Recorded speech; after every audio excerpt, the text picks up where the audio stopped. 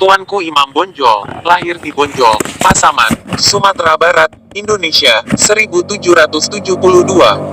Wafat dalam pengasingan dan dimakamkan di Lota, Pineleng, Minahasa, tanggal 6 November tahun 1864. Beliau adalah salah seorang ulama, pemimpin dan pejuang yang berperang melawan Belanda dalam peperangan yang dikenal dengan nama Perang Padri pada tahun-tahun 1803 sampai tahun 1838.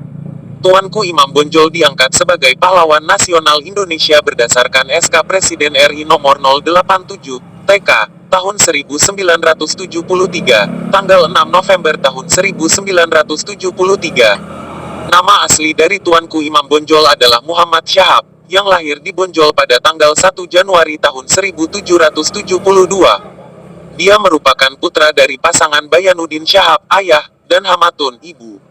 Ayahnya, Hatib Bayanuddin Syahab, merupakan seorang alim ulama yang berasal dari Sungai Rimbang, Suliki, 50 kota.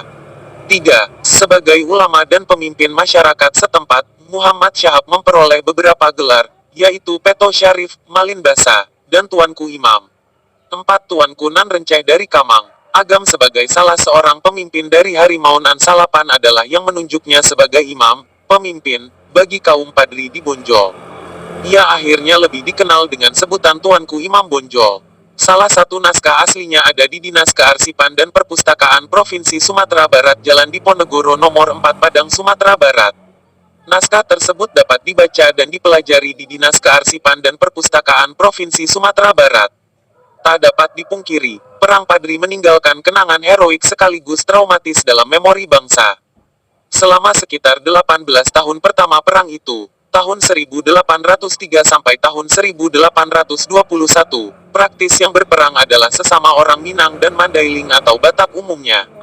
Pada awalnya timbulnya peperangan ini didasari keinginan di kalangan pemimpin ulama di Kerajaan Pagaruyung untuk menerapkan dan menjalankan syariat Islam sesuai dengan Ahlus Sunnah wal Jamaah, Sunni, yang berpegang teguh pada Al-Quran dan sunnah-sunnah Rasulullah Shallallahu Alaihi Wasallam.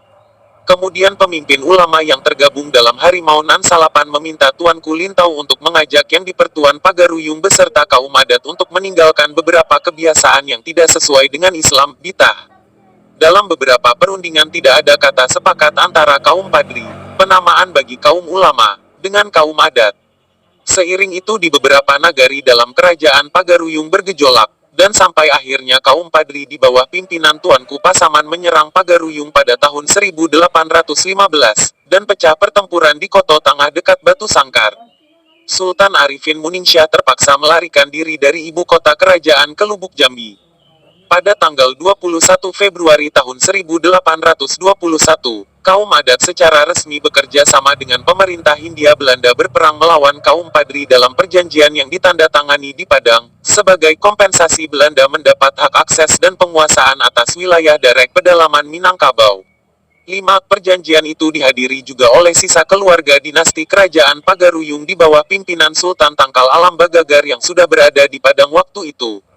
Campur tangan Belanda dalam perang itu ditandai dengan penyerangan Simawang dan Sulit Air oleh pasukan Kapten Govinet dan Kapten Dienema awal April tahun 1821 atas perintah Residen James Dupuy di Padang.